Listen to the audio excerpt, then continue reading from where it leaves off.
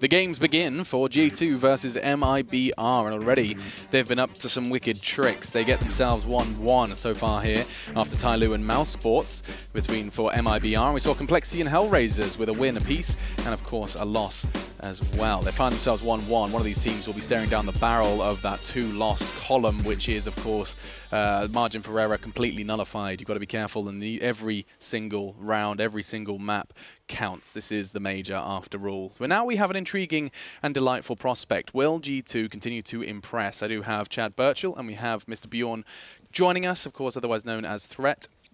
And we've got a match that I want to feel like is a clear cut, and we're going to find ourselves explaining why. But I also expect some G2 flair, Chad. I mean, they are. Tell me why. Tell me why that sound came out your mouth. Because it just has to be Kenny S and Shox getting it done, right? When you look at some of the maps for this G2 team, there isn't really a huge amount of data on them at this point. We don't know what's really installed. When we did see them on Dust 2 earlier in the tournament, cool, they used a cool one-way smoke. But that's done now. You can't use that again. It needs to be the star performance from Shox and Kenny S lighting up the scoreboard if they want to have any chance in this matchup.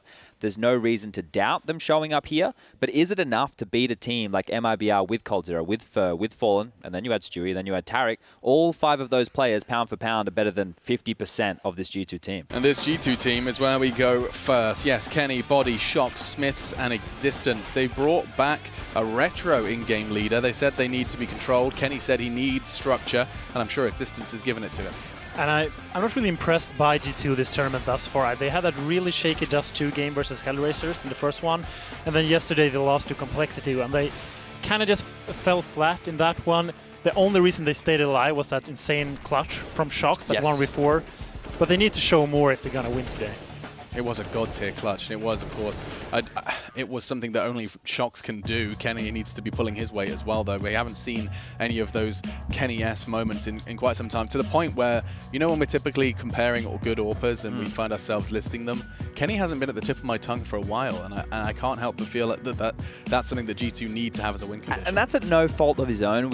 When they were in the rosters where it was, you know, happy in-game leading, when you had MBK in-game leading, you know, when this was kind of the makeup of the squad, the preference wasn't to get the hands in the AWP in the hands of one of the best AWPers in the world. It was to just have these weird buy situations and have these scenarios going on where he wasn't being elevated to a star position. So I'm kind of painting it as a negative, but we can also paint it as a positive. That the structure of this team, Existence, Smiths, and Body, the 3 members you can see right there, are to elevate Kenny S and Shox and give them all the tools and resources to make their life as easy as possible. Now that works. We've seen it work with Hellraisers. Esse and FACEIT get that treatment over there. The question is, has enough work been done? Are they currently playing, and is Existence back to current meta to, you know, put them in the right positions? And it's also getting harder and harder for AWPers to play that aggressive style. In 2015, we could see JW just going for repick after repick. Today, not so much. If you look at the past 6 months, I don't think we've really seen any aggressive AWPer be real successful. Yeah, and I mean, I'm very intrigued to know what Existence is saying in that circle. Not my French nor my my ears are good enough to be able to hear it over there, but I am very intrigued to know just what knowledge is imparted during those meetings. I'll ask you in a moment, Threat, because right now we're talking about MiBR, their opponents. It is, of course, those Portuguese-speaking, those Brazilian kings of Counter-Strike, Fallen, Fur, and coldzera, combined with some American flair, none other than Stewie 2K and Tarek, rounding out this roster in a roster change that not many saw coming, however, does seem to be finding its feet here in London.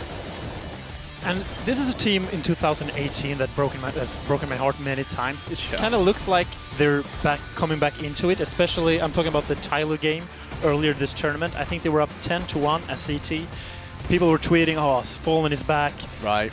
And then all of a sudden they just fall flat. So I'm not getting my hopes up yet for this team, but I think they will be successful in this one. And I am on the other side of that coin. I think that was a blip on the radar, that Tyloo game. I think that was just the nerves, just, you know, them not playing to their full potential, because what I heard coming out of their mouths with their communication yesterday, the style of Counter-Strike that they have played for 3 out of the 4 halves so far in this tournament, and the preparation that these guys and the mentality that these guys are now bringing to this squad has given me hope that they're back and at least on trajectory to make it to the top 8. I'm going to go as far as saying these guys are going to go 3-1 after that original Tyloo loss. Okay. And here they shouldn't have any difficulties at all taking on this G2 team. historically, of course, rosters and organization have changed, but the SK now MIBR core versus the G2 core that still is stepping into the server, they are incredibly head-to-head. Like, you go back, they've played so many games of Counter-Strike against one another to the point where it's like, it's deadlocked. I think it's 16-14 historically with a maximum 3 players. That shows just how much Counter-Strike these guys have played against one another. Yeah, well, look, you know, both teams have had the cores playing in the upper echelons of Counter-Strike for a very long time now, but for more of a consistent period, the Brazilians have stayed towards the top. Now, the reason that we've touted these guys as one of the best teams of all time in CSGO is because of their approach to the game, that ability to play off each other fantastically in the mid-round, and their drive and their passion. You know, these guys started sleeping on the floor of a kitchen on mattresses when they first went to North America, right? Now they're elevated to one of the best teams in the world. Adding in Stewie and Tarek, they have a lot more skill per capita. The problem that obviously was early, the communication, those issues I think have definitely been worked out. The problem now, I think, is them stabilizing and finding their map pool, because the ability and skill ceiling is there. And we've barely mentioned Janko getting into the team as well. There's something that we saw in the beginning. It made some changes, but I'm not really that impressed yet. We haven't seen that big of a change. Shift, yeah. I mean, you say that there has been clearly outside of game, he's been doing a lot. I think Fallen gave a really insightful interview just talking about him being someone to grab them by the ear. And there was this kind of, when you play Counter-Strike for so long, you are this brotherhood, this friendship group where saying things like that doesn't always falls on deaf ears. Well, this is the most important thing of coaches in Counter-Strike, in my opinion. When I was in-game leading, I had to be the bad guy and the good guy. I had to say, hey, that was good, but, you know, that sucked. Now that you have a coach, the coach can sit there and slap you in the back of the head and say that was a bad decision, and it's not coming from your in-game leader, one of your teammates who also can be criticized for making mistakes. So I'm curious, Threat, were you the bad guy when you were coaching NIP?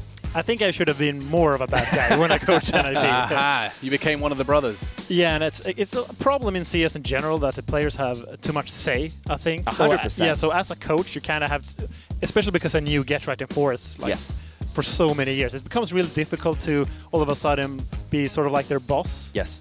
It's just really awkward. Yeah, it can be so interesting, just the inner workings of a team that, you know, as we reach more and bigger prize pools and more competition, and the pride and prestige, of course, does start to wear off for some of the old guard. And indeed, we have two of the legends right here, right now. Shox and coldzera, both at times have been referred to as the one of, if not the best player in the game. And now they go head-to-head in the server for survival. Yeah, Shox has definitely fallen outside of that, you know, mantle of top or best player in the world for some time now. He had surgery recently, so there's issues there. And the French scene has been in a bit of disarray of maybe the last 12 to 18 months. So for them to find their feet and have a strong in-game leader come back in, this could be the change for Shox and Kenny to be elevated once more to a top squad. But here, it's just a tall task. I think MiBR have got them covered. Yeah, I even heard a fantastic, of course, they did their veto in that server. They already got it locked in, and I just heard the boys from MiBR saying, we knew it was coming. And I'm very intrigued to know what it would be. I'm crossing my fingers for a Dust 2. Is that possible? I hope it is. It would be great to see these teams go up against each other. I mean, we saw that Gandalf one-way smoke you talked about earlier, and I hope that Existence has something more to show. I don't think Made in Brazil will risk it. I think they're probably... it's probably going to be either Cache or Inferno. Okay. I think that's probably... Look, Nuke is the third. If we had... sorry, not Nuke. So Dust 2 is the third. If we had to pick 3 maps, they would be the 3 that I consider this one ending up. Okay, so even though they looked fantastic on it yesterday, they don't want to take the risk. Maybe they don't want to have to deal with any other tricks that Existence has in place. They also had to expend a lot of strategies yesterday because of all the save rounds that mousesports were putting in. And Overpass going, that used to be such a favorable map for them, but one that appears to have dropped off. So it will be Inferno or Cache. We should see Inferno. Yeah, G2 would play it safe, right? Their Cache game yesterday looked abysmal. They felt like they were all over the place. So Inferno here is also one of the shakier maps for Made in Brazil over time. When they were SK, it was something which they were really weak on. That B defense has chopped and changed a lot. Now that they have Stewie and Fallen over there, and the way that Fallen is now playing with the AWP, resurrected a bit of faith in me. The CT side, I'm not seeing the dramas. It's the T side that coldzera has to bail them out. So they must have put in a lot of work there. Keep our eyes on the T side. That's where the faults may lie, and now Chad has his faith restored in the B defense on Inferno. And for G2, we haven't seen them play Inferno in quite some time. Of course, here in London, we've only seen Cache and Dust 2, but prior to that, I'm just looking through their recent results. It's in best of 3s versus some less notable teams. They won against Windigo, and right? it was a Windigo victory with a strong CT side. That's pretty much the most recent evidence that their opponents would have had. And if MiBR decides to go for that very passive defensive B style they used to have on Inferno, I really hope that Existence has done his homework and he has a Molotov execute prepared. Yeah, we will look for the fires on the floor, and now indeed fires on the desk, gentlemen, because it is prediction time, and we have James and Dan hanging out with us to talk through this one. I'm loving, guys, did you communicate this? We're like, let's go for the blue and purple palette today. Every so often we just take a risk and don't talk, yeah. and to just stand up and go, oh, you haven't worn the same shirt, so that's great. Synergy. Because we pretty much shop in the same place. Yeah, I bet so, you do. Yeah, all the athletic You're shirts. like, are you wearing shirt 2 or shirt 3 today? Yeah, it's pretty much how it goes on most days. So this, yeah, it is, yeah. Thomas Pink shirts, yeah. They're great. Oh, free Good stuff. promo. Yeah. Well I need some analysis, boys. I need a prediction. I think MiBR all the way. I think they had obviously a slow start against Tyloo. We saw some flashes of greatness. I just don't see, from what we've seen from G2, it was a good performance, good start from them on Dust 2, but since then they've really fallen flat. Cash really turned me off. So I got to predict. I picked MiBR as well. You did? Yeah. Snappy. I like it. And that leaves us with our panel. Gentlemen, what are you saying? There's no way MiBR haven't readdressed that T side and come up with a way to actually get banana control, so I'm going to put my faith in the Brazilian/Americans. I think G2 do have a lot to prove to us, trying to convert us, and a win here, of course, would do that. Threat, what are you saying? MiBR is going to be one-sided. Oh man, it's going to be all MiBR then, because I'm jumping on that brigade as well. If anything, not just to see what Yanko, I don't want to see what Yanko would do if he lost this one. I want to, like, you know, chat to him, have a beer. I don't think I could. Should he concede this one. And now, we leave it with you. James and Dan going to be guiding you through Inferno. Thank you. Thank you, Alex. Long gone are the days where Yanko's out with us in LA, barbecuing next to our pool during our ECS tenure in Los Angeles. Now he's at the back of the Brazilians and the North Americans. Hopefully he's still doing his barbecues though. He's good with a pound of meat. Sorry, I don't know. Talk. You're laughing at your own jokes, Jay, before you even finish saying them. I'm that funny, Dan. Okay. That's the thing, I'm really funny. Wow. Okay, yeah, it's going to be really interesting. I know that for MiBR, you know, they've only really been boot camping with Yanko for about a month, and obviously a month is not a very long time. I think 2-3 months is more what you're looking at to really integrate some new stuff. And I think that one of the great things with MiBR is that these are great players. These guys have all won majors. You know, there's not a lot of additional stuff from that sense you need to really add. I mean, Fallen was calling the shots by himself for a very long time. Off. We've got limited time. Upcomer app on the App Store, available in the various app stores in your various phones and things like that. Upcomer.com. iTunes, and what is the Android App Store called? It's Google Play. Okay, Google, that thing. All right, so 23% for G2. The French-speaking fan base has kind of abandoned the team, I think it's fair to say. Yeah, of course. I mean, if we're talking about fan bases here, it's MiBR obviously has an enormous fan base. I think there's a renewed hope in this lineup and what it can do at this major. And just going back to, or finishing off the point I was making, this team doesn't need a huge amount of new strategical and tactical direction. They all just need the experience playing together, and they just need some of those wins under their belt. And we're going to see them, I'm pretty sure, doing some heavy damage at this tournament. G2 will be one of those casualties, I'm fairly sure. We're about to find out as we kick things off. G2 on the T side, James. Indeed they are. Tarek and Fur having a look at top mid on the around the A site, and there are 5 people coming their way. Now let's see what they choose to do. 5 Kevlar sets for G2, no P50s or anything like that.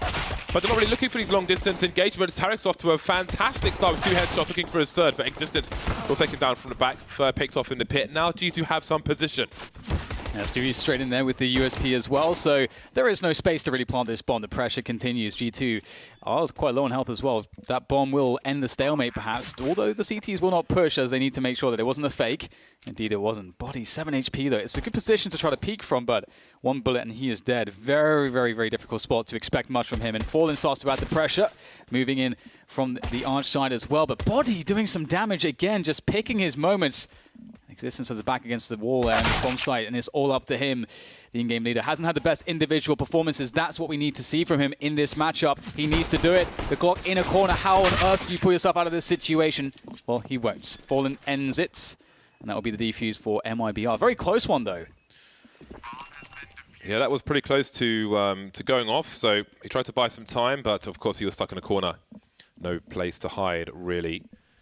Now, The last time we saw G2 play, you and I, Dan, Existence didn't have the best performances, but the one prior to that, I think he did, if I remember correctly. So we need the right Existence to turn up today.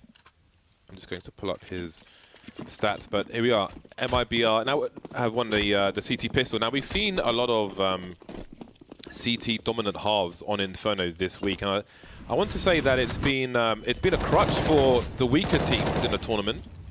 But what kind of scenario will we see between these two sides? They will write the pages of history as this match continues. coldzera holding an angle towards Boiler and top mid at the moment. Apart from that, MiBR are playing somewhat passive on the A side, ready to retreat and have the longer engagements versus the CZs of G2. But I do like that they're pressuring Banana, going for those deep smokes. A lot of teams will be too passive in these rounds, and they'll give up too much information, and then you get 5 CZs just running at you, and it's very difficult to hold them off with all the speed that those pistols have. So MiBR, they do play passive on A, but they've got that info on Banana. So MiBR ready, poised on that A side of the map to make sure they can have a good defense. As Existence will check Banana once again to see what's going on there. Oh, I don't think Existence spotted the push. I think Fallen is going to be moving in completely. Oh, they're completely unaware here. Beautiful stuff. That's such an important kill on the flank. Will lighten the load here as Tarek holds down the pit position as well. Only for a time, but Body, he's not got any teammates to play off of. Surely he can't get much more from this. Wow, that is quite the peak from Fer. He is a dab hand with the MP9, notorious on cash for it. And that is a very strong peak from him. 2-0 for MiBR. Now, we don't have the AKs out for G2 because of the investment in the previous round. Normally when you plant the bomb in the first round as a T side but lose the round, you eco and then you've got money for AKs in round number 3. G2 chose a different path and it didn't quite work out for them. And who knows if there will have been enough economical damage. There's 5 kills in total for G2 so far. Glocks for the most part in this round. For the mostly French side, Existence hails from Belgium. Home of Hergé, the man who invented Tintin.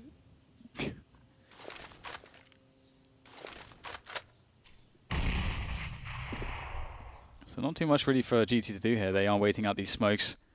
And Tarek is definitely going to disincentivize them from moving towards the apps. He gets shot in the head, but only did 5 damage through the wall there. Paper-thin walls, but PT50 is not going to do too much here, surely. Oh, look out for those kind of plays from Fer. He's really good at spraying through from the balcony area and taking out people in the halls. Outstaying their welcome. You can shoot to the right-hand side of the bookshelf with an AWP from the bridge as well, and if you're lucky enough, you'll shoot someone in the head. Ooh, that was almost a really perfect timing on the smoke. Obviously G2, they saw it coming and they were moving just as it was coming in so they could get ahead of it and not be blocked off by it. That said, they're rotating back out of it and they are really desperately trying to get or find a way to get some kind of economic damage in here. But MiBR just denying them. They've got so much utility left at the late round. And Fer, oh, he must be salivating here. So much money to be made with the MP9.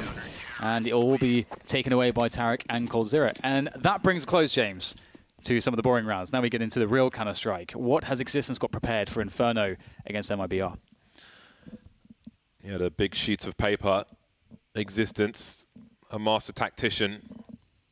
But can he keep them on their toes? Of course, MiBR will be looking to make it hard for Existence to counter-strike them as well. They'll be changing their CT setup round after round. So that's something to look out for. Fallen will move towards the B-bomb site with the AWP. And let's not forget, Stewie is pretty much a master of Inferno at this point, especially Banana on both sides of the map. Plenty of famous plays at the Boston Major for you to look at. So it will be Fallen and Stewie towards the B-bomb site. That is quite a predicament. Do you go towards Fallen and Stewie, or do you go towards Fer, Tarek, and coldzera? Yeah, I'm really curious how the map control work for G2 because MiBR are doing so far a great job in preparing for Banana, keeping pressure on that position, getting information from it. And you can see this round, they have no challenger. They can leave Fallen and cheat a player over towards A. So they have 4 players ready to fortify this A bomb site defense. And G2, are they going to just walk into that? because unless they flash Fallen off of Banana and push him back, well, MiBR can just keep 4 players indefinitely on this A side of the map. 3 players with flashbangs for G2. Smiths is not one of them. He's the person at the bottom of Banana, just waiting for a CT push at the moment. 4 players for MiBR, still towards this A bomb site. Look at this push for CTs as well. Took a while for both those players to see each other, it seems. Maybe they're looking at the radar or something, but Shox is taken out. What is the reaction from G2 for?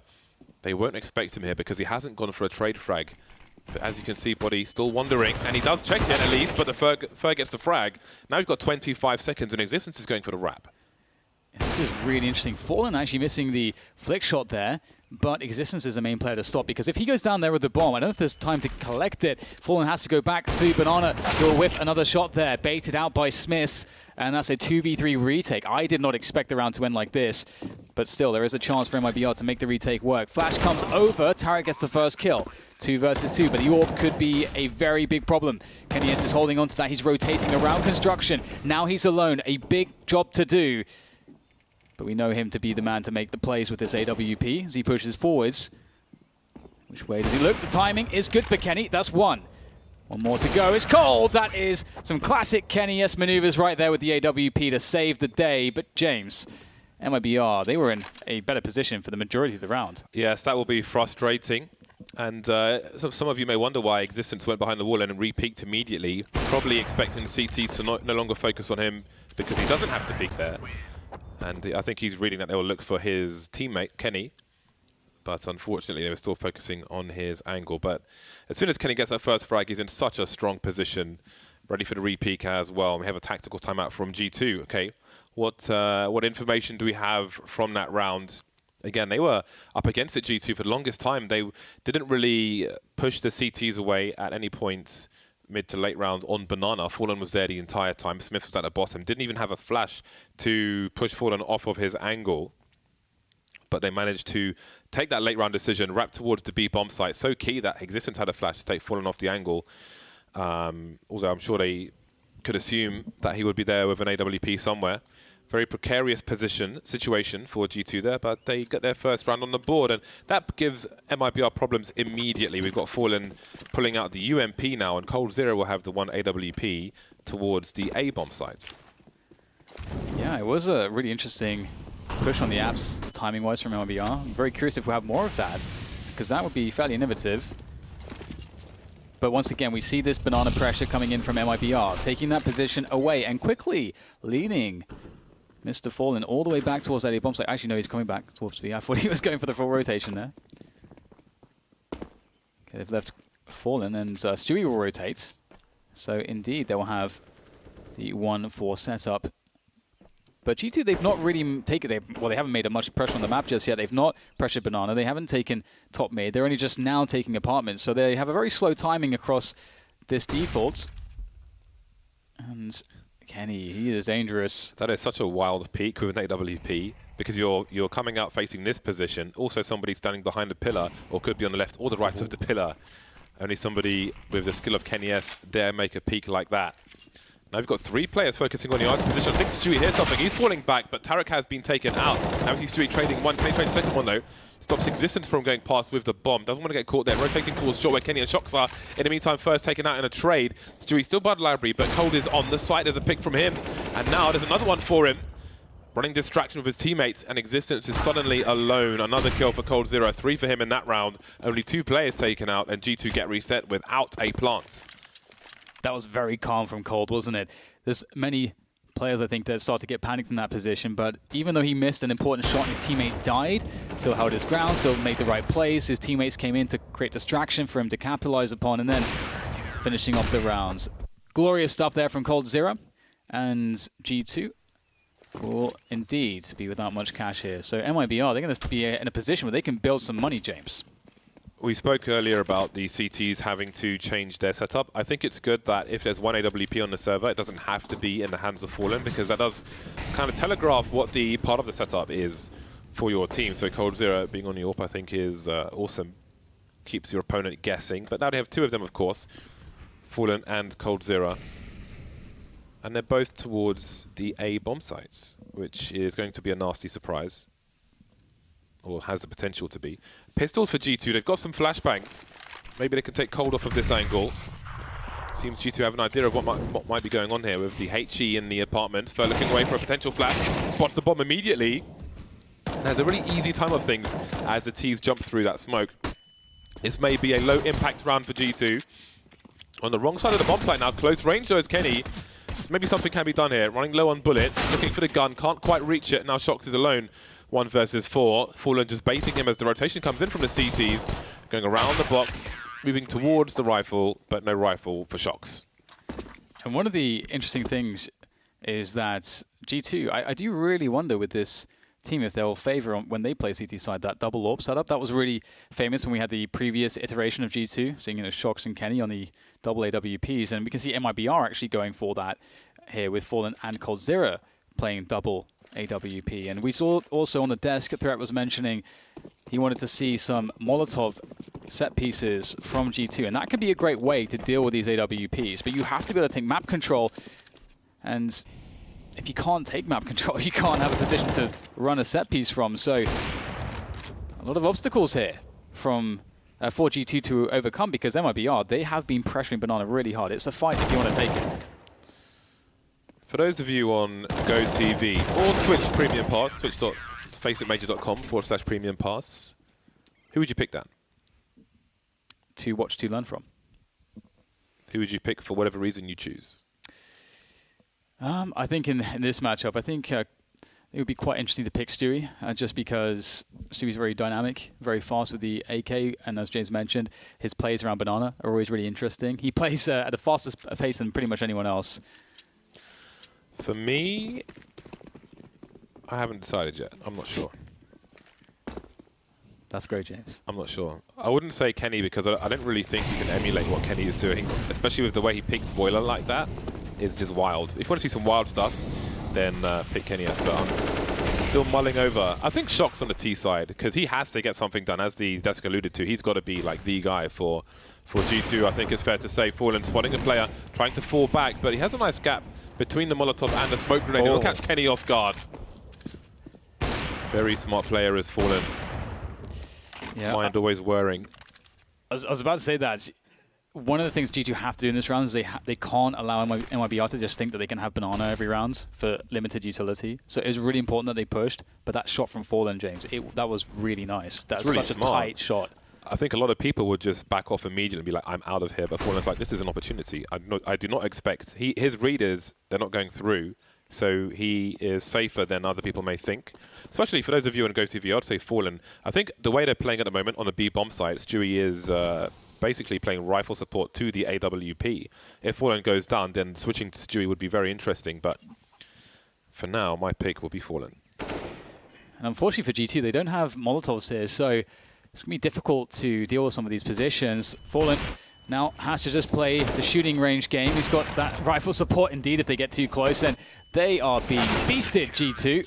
Not too much they can do on the entry. Without those extra bits of utility, Molotovs to throw in, and maybe additional flashbangs and smokes, you can see that just the quality of Fallen and Stewie is too much to overcome, at least with so much information already in the rounds. MiBR knew this was coming as well. And so far, we're seeing MiBR just playing a pretty damn perfect CT side.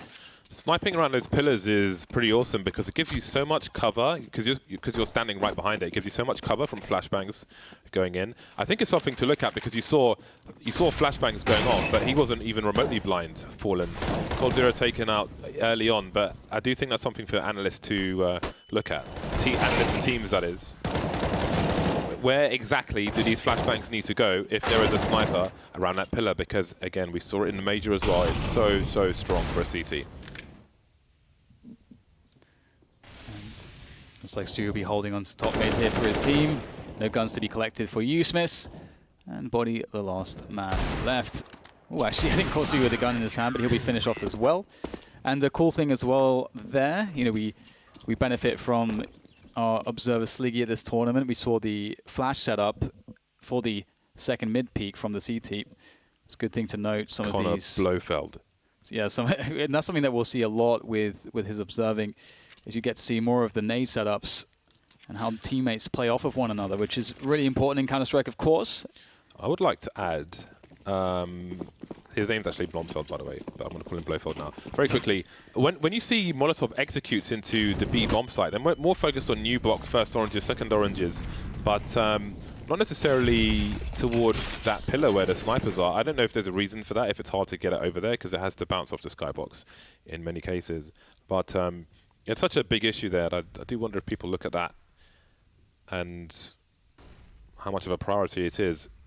As you can see, coldzera is underneath the balcony, so Shox will not be able to see him. Now, Shox is pre-fired to his right-hand side where Tariq is. Normally, someone would be standing on the rail where Tariq is. He's on the low ground. Shox gets 1 kill out of that, doesn't see coldzera in time, probably looking towards Archer Library. So coldzera holds onto the real estate. Now we've got a Molotov going top mid, and Body and Kenyes were looking to capitalize on that frag. But coldzera has held on to A. That's actually pretty awesome from Shox. You know, he makes a crazy solo play, gets a kill out of it. 4v4, minute left to play with on the T side. That's a pretty nice spot to be in. You can see the Ts are going to now pressure into Banana. Fallen missing the shot, very hard one to hit, of course, and he'll fall back safely with the flash into the pole position. And there's still plenty of time here for G2 to make something happen. You can see that Body is lurking around the arch position now, and Fallen is still alone with that AWP on the B bomb site. There are opportunities here for G2, but they have to start moving. 30 seconds left. Stewie in CT, he's got one flash for his teammate, can flash into pool to try and slow down the push. There is the flashbang, and Fallen gets a free kill out of that, which makes it a 4 versus 3 on the retake attempt. Really important to drop those flashes. Another one bites the dust, and Stewie emerges from the smoke, as Stewie does. Now Body is known, and he's got 8 seconds to get 3 kills or hold on to his AK-47. He'll make it expensive for the CTs at the very least, and he needs to, because at 8-1 moving to 9, there is just too much money. Fur's going to start losing money by winning rounds. You're right, they all have over 10k. That's actually insane. On the CT side of Inferno as well, it's one of the maps where there's such a huge cost. I'm actually going to see the second frag here. I think a flick through the smoke. This one here. That's that's so ridiculous.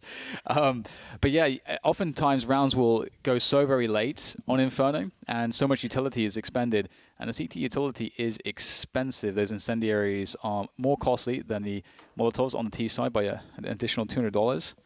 600 in total for the CTs. So it is really, really nice to have that much money and never have to worry about that.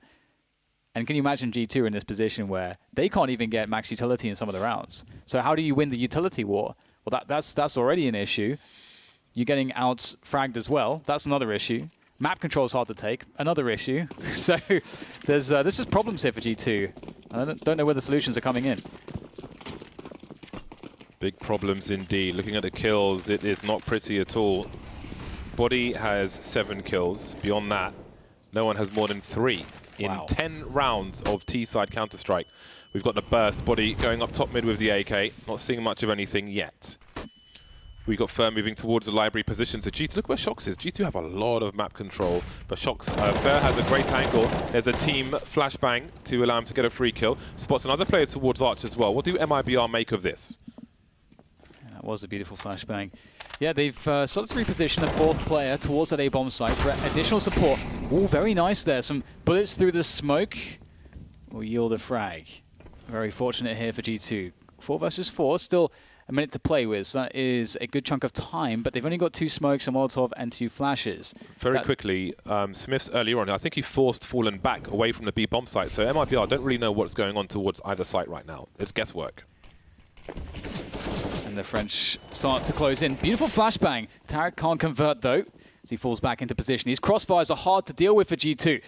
Stewie also... Oh, my God! They get absolutely demolished by Stewie 2K. coldzera in there as well. What can you do? You are just forced into horrible crossfires. Now Existence crawling around towards Arch side. He'll be put out of his misery as MiBR go comfortably 10-1. Double figures achieved. Yanko's loving that. He's really happy. Happy chappy. I haven't even seen him yet. I've just been busy in the back. You saw him the other day? Yesterday? Yeah, I only had time for very quick chat. He's been very focused and not often sort of in the more communal areas. So Yanko's a guy that has great work ethic, and he is absolutely putting in as much work as he possibly can into doing the best that he can for MiBR. And so far, as you say, he does have a lot of reasons to be happy right now. Man like Janko Paunovic, I'll say his name properly for once, instead of the alter ego. Stewie moving down to the bottom of Banana. So again, a different setup from the CTs. Now, MiBR are a team who, unless you're an idiot, you know that they have needed time to develop, to figure things out and so on. They were always going to get better, and their short-term results once these roster changes were made were basically irrelevant. It was just study, pure study. Stewie with the continuation spray, Fallen will buy some time with the flashbang, but again, he will stand his ground, some pre-fire, and he will have to fall back. A second player has rotated in Fur. Now, Existence moving up, he'll drop the bomb. I was wondering about that. See what's going on. In the meantime, G2 trying to get something to work. But again, this is a less than ideal situation for the G2 side. Now we look at a 2 versus 4 situation where they just get picked off one leg at a time until they're crawling with bloody stubs. Yeah, and just great setups here from MiBR. Like, one thing that you saw there from Fallen, you know, I think, yeah, Stewie was in the corner by Logs. He has one kill. The continuation spray doesn't do quite what they want, and they have a 4v4. Now, Fallen could try to go for the confidence play. You know, they're playing a very dominating match. They've got momentum. He could go for a wide peek and try to get another kill. Now, he's smarter than that and realizes, you know, if he dies in that position, there is actually a round to win for G2. So, rather take the safer play, fall back. Even though it's a 4v4, he knows that they still have an advantage there. So, I like the discipline we're seeing from MiBR, is my point. And G2 still struggling to really accomplish anything here. Banana in control of MiBR early. Now there are 3 players here for G2. I do wonder if we're going to see a burst through the smoke, but the grenades continue. The exchange continues on both sides. And here we go. Smith's making his way through the smoke. He's carrying the bomb as well. Not sure if that's on purpose. One must be careful, however. So there's a jump peek to bait the shot. No connection, I don't think, from Fallen. Stewie goes for it. Maybe trying to clean up. Another pre-fire. Fallen must be careful. He'll take a crouch, and grenades will be forced out, as well as a rotation. Now, Tarek has moved to Library, ready to make his way towards B. There are 2 smokes down on a B bomb site again. This is better from G2 because MiBR have no position. They've lost a man. They don't know what's going on top mid. They don't know what's going on towards the B bomb site. coldzera is playing in the site. If they cut noise, then it's just complete guesswork from MiBR. 2 players per site means we may see a 4 versus 2 here on the A sides. Can MiBR still pull it off, though? There comes the information play, and I think they've worked out what's going on, although there is still that presence on Arch side, which Tarek is watching for. Is there a path here to the B bomb site, maybe on a split? Things get very weird here. They will be moving into coldzera. He's in a very compromised position. kennyS is looking for him, and the timing is not good for coldzera, and kennyS will find the frag. Looks like this should be around now for G2, picking up the 4v2 after plant situation. MiBR, though, do have basically unlimited money, though. So yep, they can just try it for fun, if nothing else. Yeah, they have very little to lose. Kenny already has an AWP. Buying another AWP is expensive, though. Fallen 2 rounds, and he'd have no money left, so he has a decision to make. But if there were some rifles, some M4s remaining, or AKs, then MiBR could really try to have G2 survive with less players. And I think Fallen, obviously, he needs to change his position in case he's hunted. Not that there's much point for G2. But if an opportunity presents itself, I'm sure he'll take a weapon away. And G2 will double their score from 1 to 2. And one thing that I like there was that Stewie decided to go for an aggressive play. Because it failed, it can look kind of stupid, but Stewie is a player that really flourishes in an aggressive play style. And going for an info play here can be a really big deal. Maybe you'll catch people with their nades in their hands, and it's very disruptive if you even just get a kill there. So there's lots of pluses to it, and you have Fallen to hold the site and delay if you fail at your push.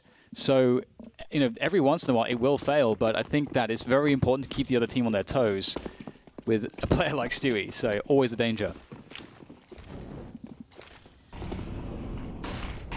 3 CTs on the B-bomb site. Again, the smoke is down. G2 seem interested in an earlier take of Banana. So this is pretty much a mirror of what we saw previously, but last time Smith moved in on his own. This time kennyS is in tow. Oh, these nades are doing... The last round as well, they did similar amounts of damage with their 2 HEs. This timing is so strong from MiBR on the HEs. G2 with 2 more rounds achievable in this half, and boy, do they need them.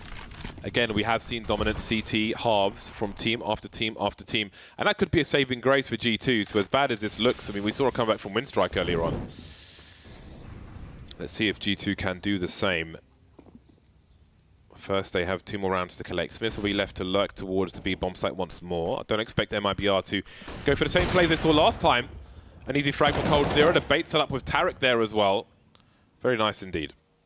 Yeah, it doesn't really feel like they can do much here. Going for an individual play is Shox, but there is just too many players left.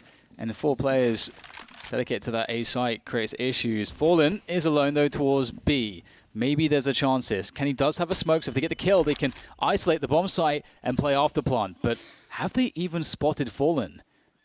Fallen is just buying so much time by not revealing his position. Oh, he misses a shot, but still, Kenny has pressure to go for that plant because of the time. And Smith, oh my goodness, how on earth does he get both kills? That is not supposed to happen. That encapsulates this game fairly well, though. Yeah, the G2 are just getting shocked every round, it seems. MiBR very well prepared. Loads of base setups around the map. They are supporting each other very, very well. One person gets an initial engagement. Other people try and trade, focusing on that player. But hey-ho, there's another guy in support at a completely different angle, completely off angle that you're not even going to pre-fire probably, hiding behind a crate in the middle of Arch, for example. It's just not ideal. Not ideal for G2. MiBR making life very hard for them on this T side of the French-speaking team. One thing that's really interesting, actually, if we go back to those HE timings, they've been so perfect, and I think MiBR have known it, that actually conditions your opponent to be more passive there. But I have to hold that thought because speaking of being passive, Shox is being super aggressive here, and they've had enough G2, it seems. Yeah, I think Kenny may be looking for info in the CT area, see if anybody's rotating, try and play off some more information. And now MiBR are in a horrible position. Ooh. That's a massive frag from Shox, and again, he is obviously one to watch, especially when he's not in-game leading. Now Tarek is alone. The spray transfer won't be enough on this occasion. Weapon collected by Existence. 4 versus 2. It's the last round. They've got to go for it, and Smith is still on the flank. Fallen is still alive, though. Stewie will get an additional kill. Oh my goodness, that was so close. Fallen chasing for the finishing blows with that pistol. Knows he needs to keep the momentum high, but it's unfortunately going to be stopped dead with Body's headshot, and Stewie not really looking too good here. That forward smoke might buy him some space here to just go for it. And again, it's the last round. Why not give it a go? Stewie looking for something flashy here. Spots ahead. Going to connect, though. It's Body that finishes it off. And that's 1 round at the end for G2 in an otherwise incredibly dominating half for Made in Brazil. Yeah, they just, I think MiBR outmaneuvered them, and I think that's a good way to describe it because they just had better positions. It's the Ts which are supposed to be in the trade frags and abuse the numbers, but I feel like the CTs abused their numbers against the Ts when the Ts were pushing, which is difficult to do. Yeah, I think it's so much of it comes down to how G2 played Banana. They had a lot of pressure on it, and one of the points I wanted to make the last round before a really aggressive play came in from G2 was the fact that MiBR had these consistent grenade timings down Banana, and that allows you to condition your opponents to play it slower, which means that you can take more map control as the CTs and create severe problems. But now we move into the second half, and G2, if the comeback is to be had, James, they must win this pistol. MiBR moving through the apartments. Kenny S in the pit, Shox top mid. Body and Smith's deep on the B bomb site, and Existence is holding a flash for them should a B push come in. Playing off the sound cues, as you can see on the radar. No one actually looking down Banana to see if anything's coming in. So we're essentially looking at a 5 versus 2, although Existence is making a rotation now towards the A site. There's a flash for a balcony burst. Is Kenny S going to be ready for this? It's a good question. He is completely blind and now in the open and exposed. And now silenced as Stewie and Fallen. Open things up nicely here for MiBR. The bomb will go down, and wow, G2. What are they up to here? They've got a kid on Existence, Flash as well. Looks like they want to save that. Very hopeless situation. 3v5 after plant on A. Not happening. G2 shut down with a very fast A play. I respect the decision. It's pretty much suicidal at this point. So let's see what else they can do in the next round with what they saved, which is mostly Kevlar. It's not even pistols, really. Well, it's literally Kevlar, a flash and a diffuse kit. But such is the nature of the beast. MiBR are imposing their will at the moment, and you've got to do what you can do. I like how Tarek stayed just in case with the bomb. Well, I guess if your Kevlar is being touched at all and you're winning the pistol rounds, and you have a stock pistol and nothing to save, then it doesn't really matter. You're spending $1,000 on armor regardless. 10-round lead for MiBR, winning the pistol on both halves. And we have some pistols bought with that Kevlar, and the rest of the team will have some pistols as well. Existence has picked up a diffuse kit, which may be important as things continue. We've got 3 smoke grenades for the CT side. Let's see how slow MiBR take it. I would expect to see some influence from Yanko in a round such as this, especially on Inferno, where teams like Astralis have made smoke grenades notorious. Yeah, just trying to be that picture of consistency relies upon having good drills and routines in theory in rounds like such as this, where you have an overwhelming advantage. But that said, Inferno is notorious for CTs having success due to all the choke points you have to clear, and we can see the crossfire setup. If there's a well-timed flashbang, those CZs can be absolutely brutal. But MiBR, oh, the flash comes in, and it's the CTs to take initiative, but MiBR looking to try to defend, but they will lose Cold and Stewie. This is working out for G2. Smiths with the 5-7. He's got so many kills through smokes in this tournament so far. And there's another one from Smith. He's got a 3K. He's looking for an eco ace. Is that what he is proposing? Smith has got $2,000 in the bank. So I don't even know if you could call this a force buy. It's an eco ace he's on for, but he's fallen off the balcony. That's a huge problem because if there's a peek, oh, Kenny S through the wall. Okay. Fur knows he had somebody fall, and maybe what cost Smith his life. 2 kills for Fur, but a lot to potentially pick up for G2. However, they're not really in position to do it, so money will have to be spent. So yeah, with the 5-7, you've got good range for a one-shot still. But if you fall off the balcony, that changes things. Yeah, and this kind of stuff just happens. You know, G2 picked a really good timing, and it's impossible to know 100% how good your timing is going to be when you take the initiative like that. So I don't think MiBR are going to be really worrying about that. They can shake it off really easily, and they have stocked up on utility. They are force buying right back at G2 here, and I am looking forward to seeing how they want to play this one. Doesn't look like we will see a balcony burst, I don't think. That is a common way to play this kind of a round. They can take top mid and go for a set piece. The damage. Tarek he's the only person with no Kevlar, and he walks into a grenade. But the Bolts-esque smoke grenade off of the balcony now. Shock's trying to body block, but there's a smoke in the apartments as well. There's plenty of sound cues for the CTs. The T's trying to use the numbers here, trying to spread all over the place. Still stuck in the balcony for the moment. If he jumps off the balcony, he might even die, I don't know. Shock's in the pit, the bomb's being planted, and there are 2 players towards the arch area. Now Tarek gets taken out. There are big problems here for G2. Oh my god, I think that sound cue really gave him up there, but I did not expect Tarek to hit that. That's phenomenal. What are G2 going to do here? There is... Oh my goodness, it's so scary to go in. Oh, he fakes the... Was that a fake flash? I'm not even sure, but it won't work. Doesn't matter at this point. Colin gets the headshot. Existence with an MP9. Surely not. Body pushing in with him, and they are making the headshots happen. 2 versus 2 now as they try to make this retake a reality, but Fallen comes in again. Another CZ headshot from him, and MiBR will steal it away with the force buy. MiBR, Justin Bieber. I actually really like what MiBR did there, because I think that the balcony burst with nades is actually quite expected, and you can see that G2, they played really far back, because I think, you know, one of the ways you get exploited if you do a balcony burst is by having your players too far towards top mid and not on the actual site.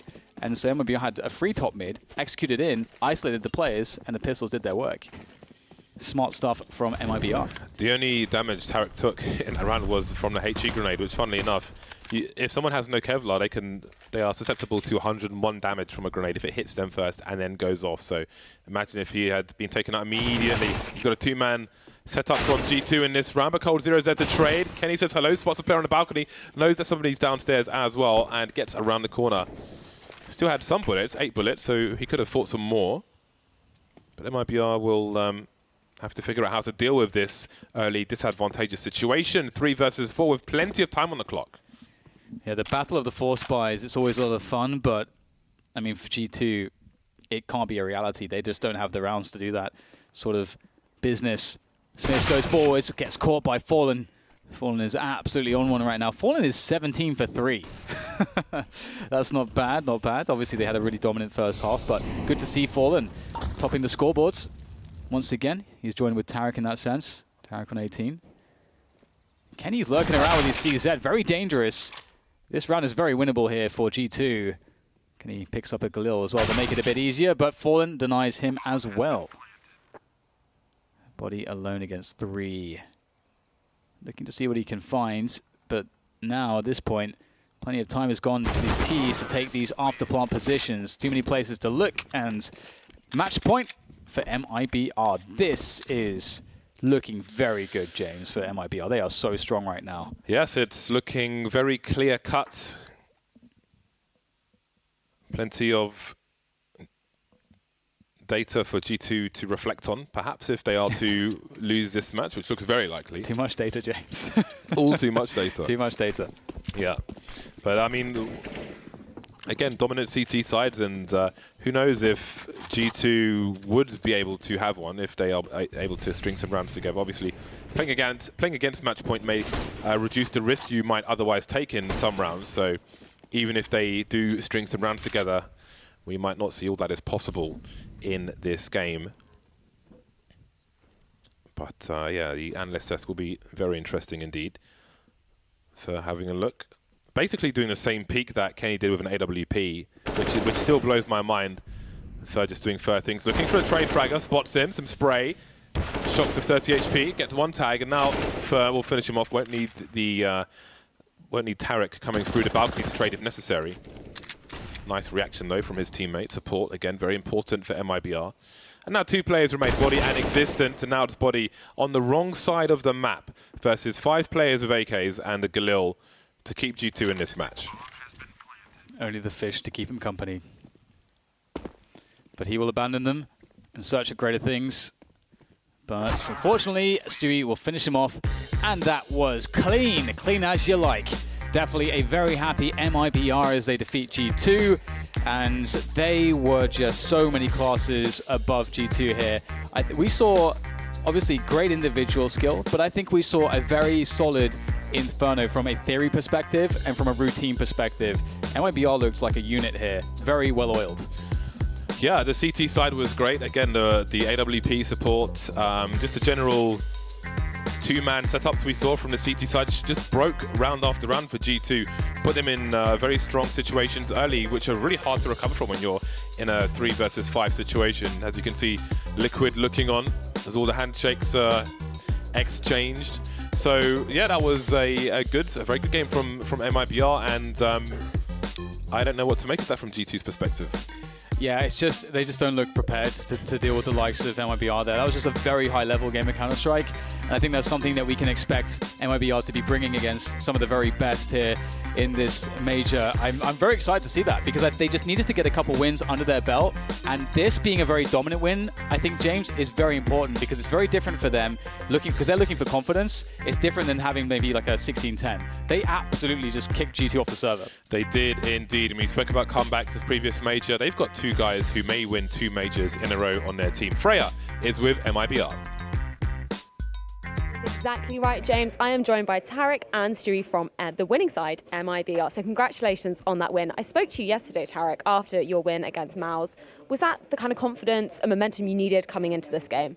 Yeah, I think winning against Mouse was really important for us, and we followed the same formula today. We made sure we had a game plan, and everyone was on the same page, and it was really beneficial for us to make sure before the game, everyone knew what was going to happen when we went in, and it was good, yeah.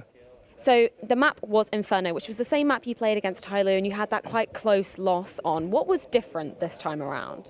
I think we're playing our own game. We're not too worried about the opponents. We're just playing the situations. We're playing according to our game plan, and we're just playing our own game. We're not worried about other people. We're just more focused on ourselves. Yeah, because you guys struggled a little bit on that T side against Tyloo. Was that something, I mean, we didn't get to see many rounds of that T side because you guys were just so dominant, but was that something you were kind of focusing on coming into this game and trying to improve on? Yeah, I think we're making sure our T-sides are all organized and making sure people know what to do. There's a lot of times where we make individual mistakes against Tyloo and we're not on the same page, and that's what created gaps against these teams. And against Tyloo, you can't make those gaps, and when you make those gaps, that's how they capitalize, and that's how they won the game. So Tarek, you had an incredible performance, again, repeat of yesterday. What allows you to just dominate on the server? I mean, I think everyone is just starting to get comfortable. I think everyone on our team is really good, skilled. So anyone can have that game where they just go off, and it's gonna happen back and forth. Stewie's gonna go off next game probably. The next game after that is gonna be Fur, and then it's gonna be Fallen, and then it's gonna be me, and then Cold. Everyone has that ability, so it's really nice. Now, I spoke to Tarek about this yesterday, but you two are the two newest additions to MiBR. How do you feel you've integrated into the team, Stu? I feel at home right now. I feel like I know the guys a lot more. I'm closer to them outside the game and inside the game. We can speak to each other easily, and we're pretty easygoing, and we get along pretty well. Now, Fallen actually yesterday mentioned that Yanko has brought a bit more discipline to the team. How do you feel that's allowed you to develop as a player? I think it opens my game a lot more, makes me feel a lot more comfortable. My teammates know what I like to do, what I don't like to do, and they put me into areas where I can excel at. And with Yanko, he creates a structure for the practices, and he makes sure we're doing things right, we're on time. If not, we'd be punished and stuff like that. Cool. So going into tomorrow, you are now 2-1. You've got to get one more win to make it to Wembley. How are you feeling, Tarek? I think we're super confident. It doesn't matter who we're going to play. I think no matter what, we're going to get that win, and we're going to be 3-1, and we're going to make it to the next stage. Cool. I love that. Confident words. Thank you very much for your time, guys, and congratulations again on that win. Alex, back over to you at the desk. The French Samurai G2 outclassed, outgunned, outplayed. It was all MiBR here on Inferno, and a quick 20 rounds of play sees MiBR find their second win. To break it down, we have Sponge and Threat, and my goodness, guys, I mean, is this one of those hard games to analyze because you just have to say MiBR were better? I think that's the theme of this, but I guess we juxtapose this and looking at G2 and their strengths and their maps, and this is meant to be one of them, right? This is one where you can actually have cool gimmicky strategies where you're doing different executes and different timings. We didn't see any of that. I guess out of the 4 rounds they won, one of which was a 2v1 from Kenny S with the AWP, which I'm pretty sure he only had about 3 times in that entire first half. And that was one of the things I thought would change within this roster. They'd really prioritized getting that into his hands. They had a couple of questionable force buys coming into that first half.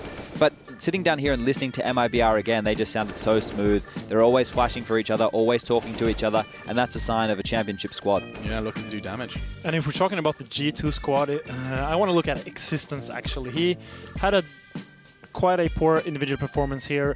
Not that any of his teammates had a good performance either.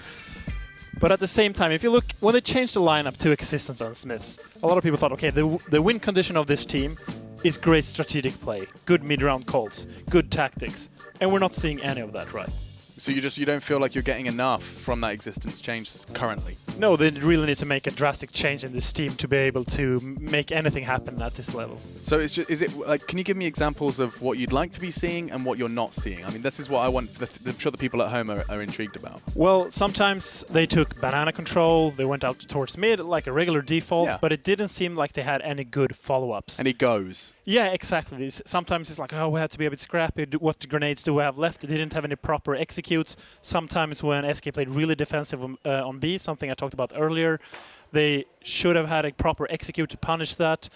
Might have been quite difficult since I almost said SK, MiBR. It's tough. We all do it. We all do it. Went super aggressive banana sometimes, but still they should have been more prepared. Here's the situation from my perspective. People romanticize Existence. I've never got on board this G2 hype train at all. Now the reason for that, during Source, the teams that very games were being led with Existence, all the strategies you could do were spawn-based. You were calling a strat out of spawn and you would execute perfectly. That's something that was a strength of Existence's teams. Then we had the transition from Source to CSGO. It was much more of a fast-paced game in the beginning, and he was able to transition some of that across. The problem is, CSGO in my mind right now is so much more like a chessboard. It's not about just shoving all in and hoping you win. It's about taking map control, calling out utility, and playing the mid-rounds. It's really the mid-rounds is the meat of the CSGO sandwich now. It's not so much about just going all in straight away and running with it, and I think Existence, he's never really learned how to be a mid-round in-game leader. And he has been kind of trying to break through to the meat and potatoes of Counter-Strike Global Offensive because, you know, LDLC project, he kind of experimented with that. He couldn't do with those tools, and now he's been given the sharpest tools in the shed for his region, and we're just waiting to see what G2 shows up here in London. I'm hearing murmurs that the other French team that's been put together is actually better in practice. So maybe there's like hope for the French scene. I think the French scene has the same problem as the Swedish scene right now. There's no really good IGLs. It's a nightmare. I mean, there are some decent IGLs, but if they're decent, they're not good individually. Yeah, and of course, to be a good IGL, you need a big brain, and to get a big brain in your head, you need a head to head. That's what you've got. There you go. That's a segue and a half. It's Shox and coldzera. We brought them up because they are two legendary names. Sure, coldzera much more recently and in the forefront of your mind when you talk about those stars of Counter-Strike Global Offensive. And Shox still yet to really get the ball rolling. Sure, top of the scoreboard, but at the moment, it does seem like he's a victim of his situation more so than anything else. It's a hollow victory, right? Getting in the top 11 kills compared to your teammates only having 7 and getting beaten 16-4. It doesn't really matter how many kills you had in a game like that. But coldzera, things that people may not note, obviously they watch him and he wins these clutch rounds. He gets these really cool highlights. But little details, if you ever go back and watch his POVs, especially in this current iteration, he's constantly flashing for teammates to set them up, and that's something that you need to look at and you need to highlight. I have a stat to back it up. Oh, here we go. He's leading in flash assists for his team dramatically. He had 6 flash assists. Now, bearing in mind, sometimes you flash someone and they will take cover, but 6 times he flashed them, and his teammates or himself killed that person while flashed. So I mean, there's the stats to back it up. In fact, he's leading by quite a headway. Everyone else is rocking 1. You know, Fur, Tarek, Fallen, everyone's got 1, but Cold is just chucking them. That's the awesome thing about coldzera. I think he's the only one that's been ranked #1 in the world.